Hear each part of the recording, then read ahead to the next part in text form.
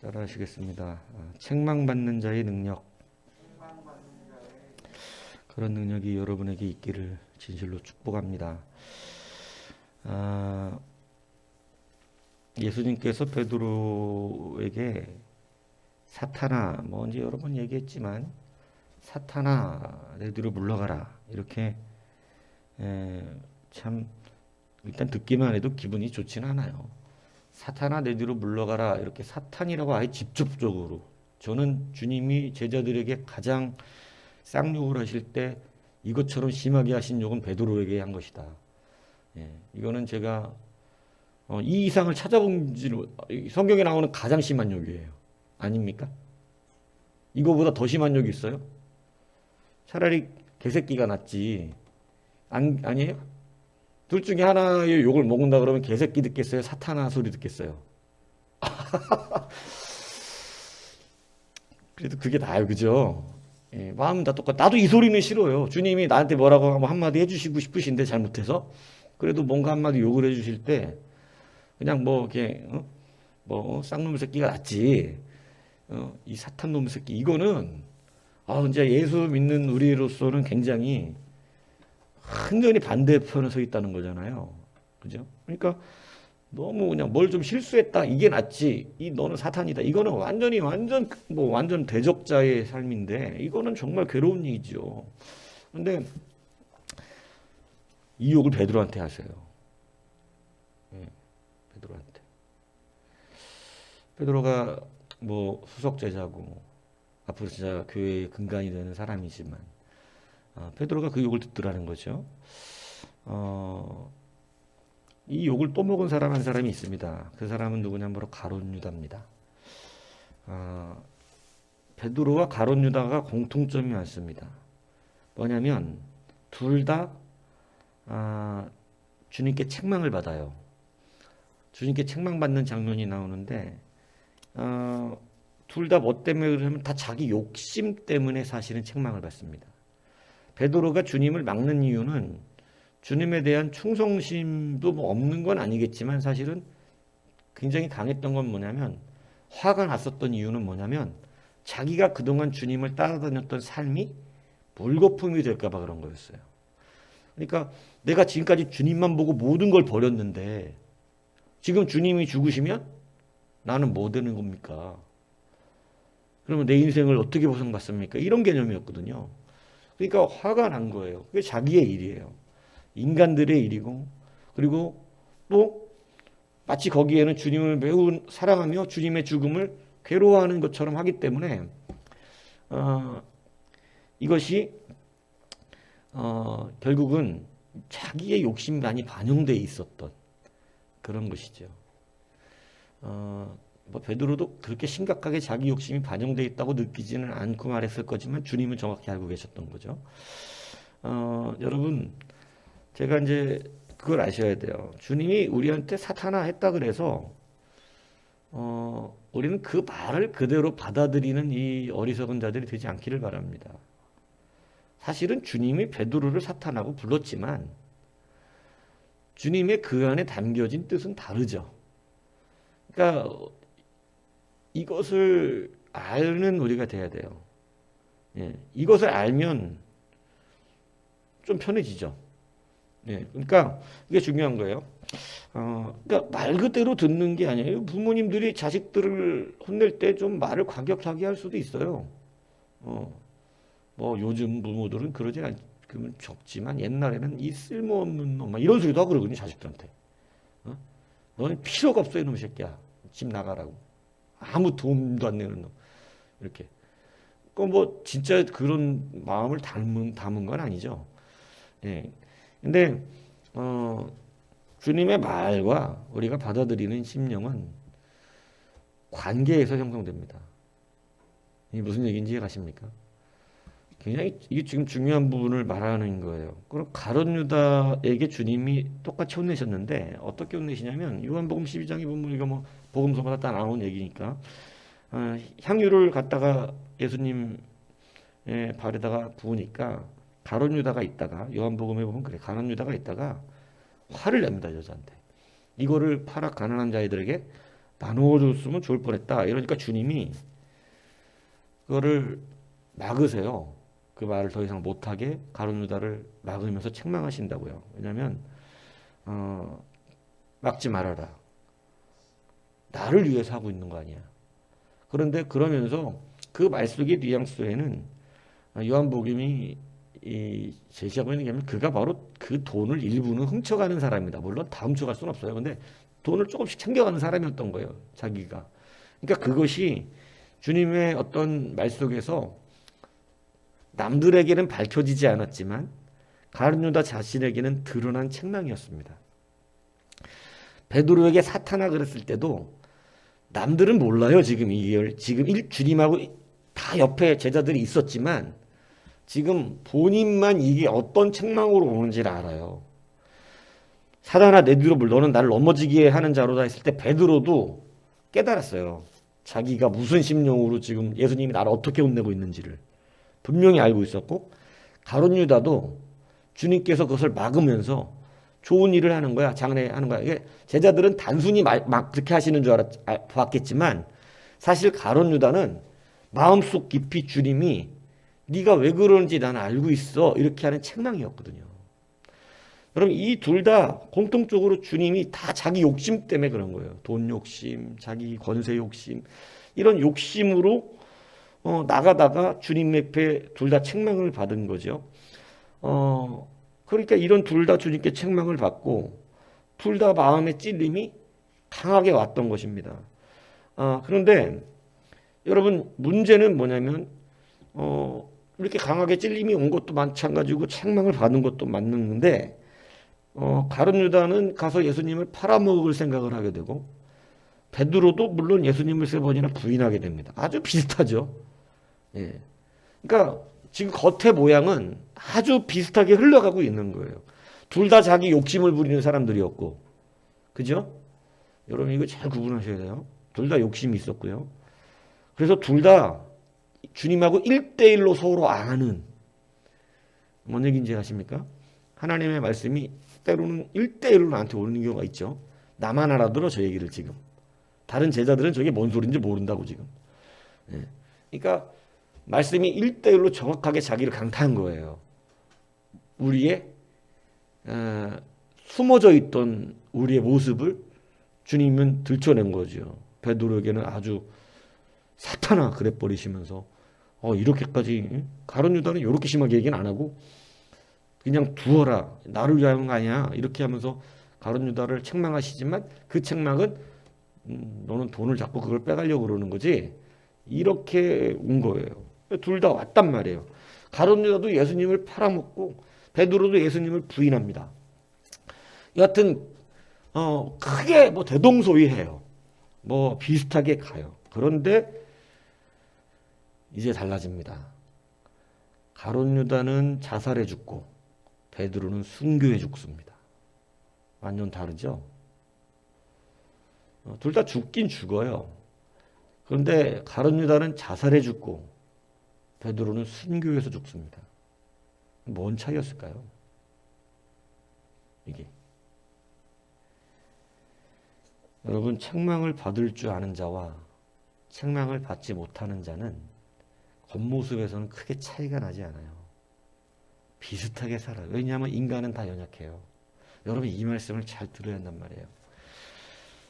책망을 받든 못 받든 우리는 책망을 받을 줄 안다 그래서 그 사람의 인생이 확 달라지는 게 아닙니다. 겉으로 볼 때는 어차피 우리의 실수투성이고 못해요. 그래서 늘 하나하나 조정해 가는데 겉모습은 다 부족할 수 있어요.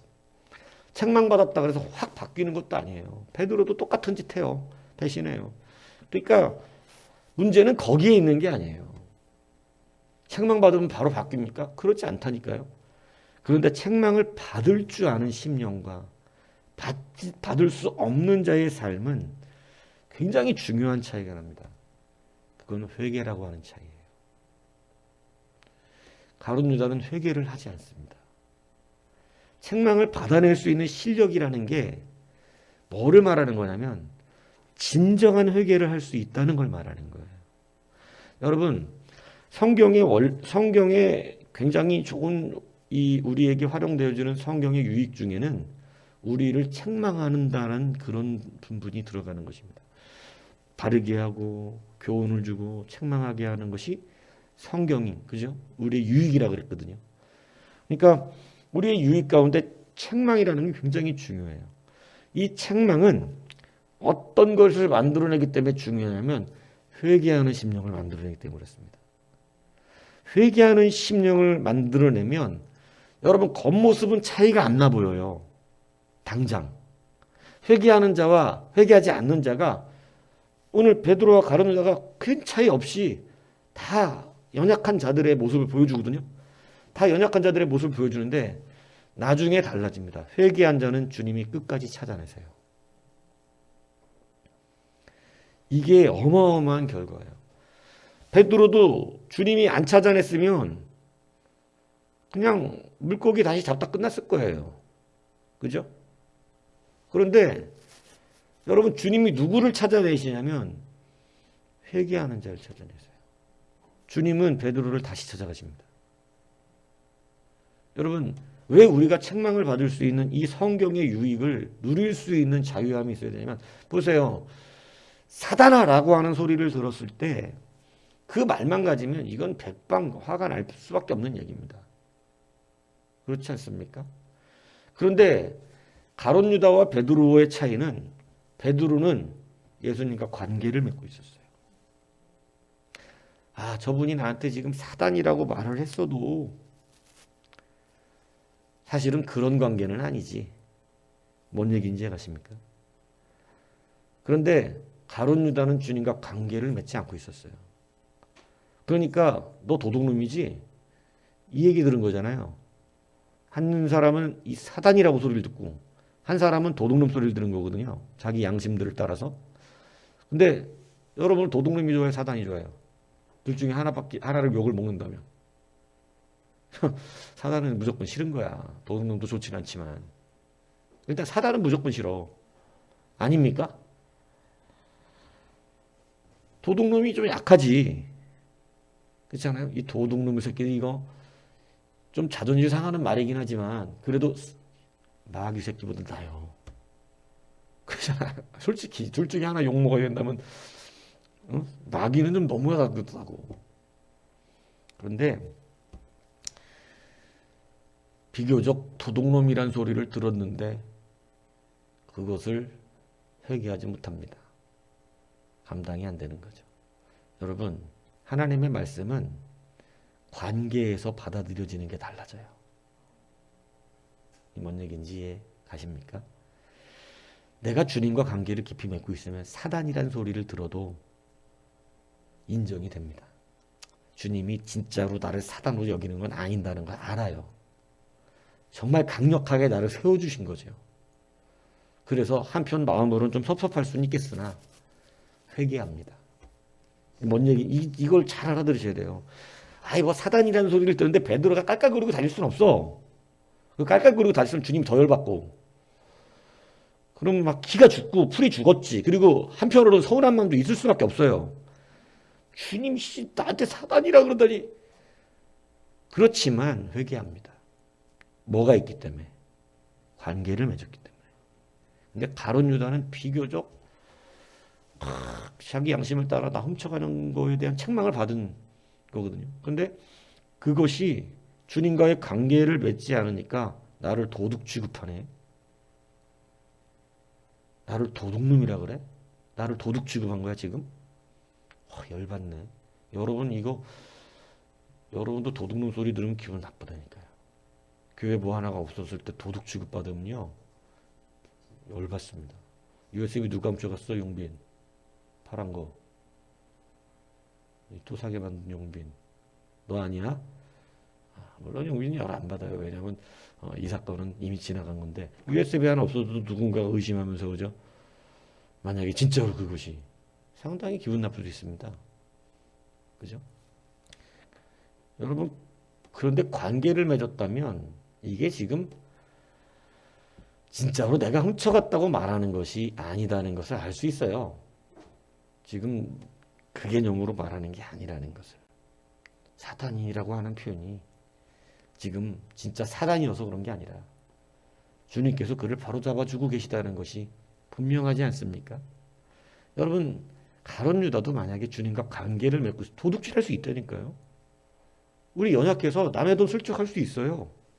여러분, 우리 뭐 너무 윤리 도덕적으로 깨끗해서 뭐 이제 여러분 예수님 우리 믿었으니까 안 그러겠지만은 여러분이 그렇게 착하게 산 지가 오래된 게 아니에요. 우리도 다 남의 거 등쳐먹고 사기치고 눈 찔끔 감고 주머니 넣고 이 다 옛날에 안 그래 봤습니까? 당연히 저도 집에 오면 지우개가 또 있더라고 옛날에. 연필이 또 있고. 어?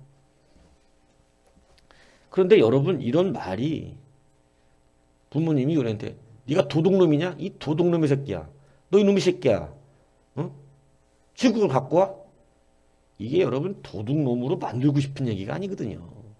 도둑놈으로 만들고 싶지 않다는 얘기죠. 맞습니까? 주님이 사단아 이렇게 했을 때는 나는 너를 사단 만들고 싶지 않다 이 얘기인 거죠. 오늘 주님이 가룟 유다에게 도둑놈아 그런 건 내가 너 도둑놈 만들고 싶지 않다 이거죠. 그런데 여러분 관계를 맺은 사람은 바로 해석을 하는데 관계를 맺지 않으면 해석이 틀려집니다. 그래서 회개가 되지 않아요. 여러분 책망받는 능력은 굉장히 큰 능력입니다. 책망을 받을 수 있다는 것은 여러분 지금 우리에게 너무나 필요한 능력입니다. 왜냐하면 그것은 주님이 반드시 우리를 찾아내실 수 있는 회개의 은혜가 있기 때문에 그렇습니다. 책망을 섭섭한 거는 섭섭할 수 있어요. 어떻게 안 섭섭해 사람. 주님이 이렇게 말하는데 안 섭섭할 제자가 어디 있겠어요. 사탄아 내 뒤로 물러가라. 어제도 뭐 잠깐 그런 얘기했지만 여러분 태풍 앞에서 누가 안 무서워하냐고. 안 그렇습니까? 태풍이 그렇게 몰아치는 바다 한가운데서 몰아쳐 있는데 안 무서워할 사람 있냐고. 태풍을. 근데 그러면 주님이 좀 좋게 말해주면 되잖아요. 아이씨 태풍 무서운데 당연히. 여러분은 안 무서워게 바다 한가운데 배 타고나 태풍이 막 이 배 뒤집으려고 하는데 안 무섭냐고. 막 믿음 형량 다 배워갖고 이제 안 무섭습니까? 그럴 리가 없을 텐데. 성경 다 배웠어도 여러분 바다 한가운데 태풍 만나보세요. 죽을 맛이지. 살려달라고 난리치겠지만 근데 갑자기 주님이 와서 이 믿음이 없는 것들아 이러시면 황당한 겁니다 이건. 아니 지금 태풍이 친대지 이게 막 근데 주님 막 믿음 없는 것들아 막 되게 재밌죠. 근데 여러분 가만히 생각해 보면 이게 관계를 맺으면 주님도 답답하신 거긴 한데 여러분 그거 감당할 수 있는 실력과 능력 주기 위한 말씀인 거죠. 야 언제까지 태풍을 니들이 못 다스리고 이거 앞에 쪼냐 이 말씀이신 거예요. 쉽게 얘기하면 믿음이 적은 자들이라는 속에는 주님의 사랑이 있는데 나는 니들을 믿음이 적은 자로 만들고 싶지 않다라는 의미인 것입니다. 그래서 여러분 이 관계가 맺어져 있으면 회개가 나옵니다. 정말 그 주님과의 관계 안에서 주님의 의미를 알죠. 그 뜻을 압니다. 그런데 관계가 맺어지지 않으면 자꾸 껍데기만 갖고 얘기를 합니다. 그렇게 되면 회개가 나올 수가 없고 상처를 받습니다. 상처를 받으면 가룟 유다 같이 행동을 해요. 여러분 가룟 유다 지금 상처받았거든요. 주님한테. 나한테 도둑놈이라고 그랬거든요. 주님이. 화가 난 거예요. 그러니까 이제 그 상처를 따라 마귀가 틈탄 겁니다. 그죠? 그러니까 주님을 팔아버리려고 그러는 거예요. 못 해먹겠다, 주님하고. 내가 그래도 제자인데 나한테 도둑놈이라고 그러더니. 근데 여러분 오히려 이렇게 더 했어야 될 사람은 베드로예요. 아닙니까? 가룟 유다보다 오히려 베드로가 지금 난리를 쳤어도 더 난리를 쳤어야 된다고. 사탄이라니. 내가 지금 액면적으로만 보면 주님은 속을 간파하고 말씀하신 거지만 액면적으로만 보면 베드로는 주님이 죽는 걸 안타까워하는 사람이거든요. 그죠? 그런데 사단이라니. 이건 완전 교회 다니다 시험 들 일이죠. 내가 교회 위에서 한 얘기를 갖고 나보고 사단이래네? 내가 지금 교회 위에서 내가 한 얘기를 가지고 내가 그 목사님 위해서 한 얘기지 내가 그게 지금 목사님 맨날 힘들어 하시니까 내가 그거 걱정돼서 한 말을 갖다가 목사님 그거 말했다고 응? 맨날 사람 생각만 하는 이 마귀 새끼야 나한테 이런다? 이거 이제 동네방네 소문난 일이에요. 근데 여러분 문제는 그 말 속에 있다는 게 아니라는 거라는 게. 문제는 지금 그 말의 문제가 아니었다는 거죠. 베드로가 가룟달 보세요. 사단이라 그랬던 도둑놈이라 했던 그 말 속에서 갈라지는 게 아니라 관계로 갈라지고 관계로 갈라지는 이유는 회개가 되느냐 되지 않느냐. 이것은 책망받을 수 있는 능력이 돼 있느냐 되지 않느냐. 책망은 관계를 맺은 사람만 받을 수 있어요. 맞죠? 생판 아무것도 모르는 사람이 나와서 혼내면 가만히 있을 사람은 없습니다. 혼낼 수 있다는 것은 나를 책망할 수 있다는 것은 내가 그 자와 그 관계에 있다는 걸 말하는 거예요. 그래서 주님이 분명히 우리 가운데 가르쳐 주시기를 주님께서 자기의 자녀들을 어떻게 한다는 거예요. 책망하시고 그리고 매를 가하신다는 거죠. 근데 그게 없으면 사생자요. 나와 관계가 없는 것이라는 걸 말하는 거예요. 내가 책망할 수 있다는 것은 그가 나와 관계 맺고 있는 사람이다. 그가 내 자녀다. 그렇기 때문에 기꺼이 나는 책망할 수가 있고 받는 자도 그 책망을 섭섭할 수는 있고 당시에는 슬퍼 보인다고 되어 있어 성경에. 책망을 받는 그 당시에는 그게 어떻게 보인다고? 슬퍼 보이지만 그래도 그 사람은 슬픔 중에서도 뭐를 해요? 회개하죠. 자녀들이 부모의 사랑을 아니까 혼나고 나서 자기 방 가서 울잖아 혼자. 힘들어갖고 가슴 아파서. 그래도 부모의 말이 옳다는 거 알고 자기 누이치고 이제 그러지 말아야지 이렇게 한단 말이죠. 그게 관계 맺었기 때문에 가능합니다. 책망받을 수 있는 자의 능력은 뭐냐? 관계 맺은 사람의 능력이다. 관계 맺은 사람은 회개합니다. 회개하는 자는 주님이 반드시 다시 찾아오십니다. 그는 죽어도 자살로 죽진 않아요. 순교를 하죠. 베드로의 죽음, 순교자의 죽음입니다. 가룟 유다의 죽음은 자살해 죽습니다. 완전 차이가 다릅니다. 오늘 여러분 지금 이 시대 마귀가 우리 가운데 뿌려놓고 있는 풍조 중에 가장 강력한 게 뭡니까? 책망받지 못하게 한다는 것입니다. 누구도 책망을 받지 못하게끔 이 시대의 풍조를 만들고 있어요. 누구도 지금 이 시대는 자기한테 뭐라고 하지 못하게 하는 풍조를 만들어가고 있어요. 이제는 선생님들도 학생들한테 함부로 책망 못하게 만들어놔요. 뭐 체벌이 중요하다는 걸 말하는 게 아닙니다. 교권의 무너짐은요. 체벌의 문제가 아니라 바른 책망을 못하게 됐다는 거 있는 거예요. 그럼 뭔 얘기인지 아십니까? 예전에는 선생님이 혼내면 받아들였습니다. 손 이렇게 모으고 막 우리 때만 해도 선생님들이 무식했어요. 아주 쌍 욕도 잘하고 이게 회초리로만 때리는 게 아니라 가끔은 발로 때려. 발로 치는 선생님도 있었어요. 막 그렇게 혼내는데 여러분 그 시대는 그렇게 맞으면서도 받아들여야 돼. 받아들여 그냥.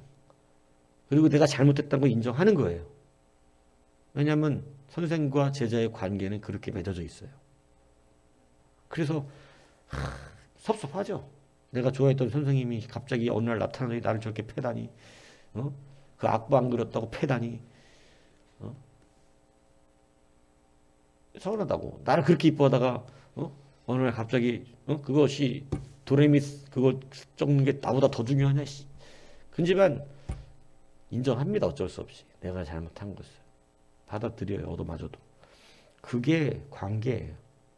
근데 지금은 이 관계를 어떻게 하고 있는 거예요? 다 무너지는 것입니다. 지금은 선생님이 아이들을 함부로 책망하기도 어렵습니다. 어려워지고 있는 시대죠. 어떤 가정들은 부모가 자녀를 책망하는 것도 쉽지 않습니다. 그런데 여러분, 이 책망의 근원적인 은혜가 있는 곳이 바로 교회인데 말씀이 우리를 책망하셔야 되거든요.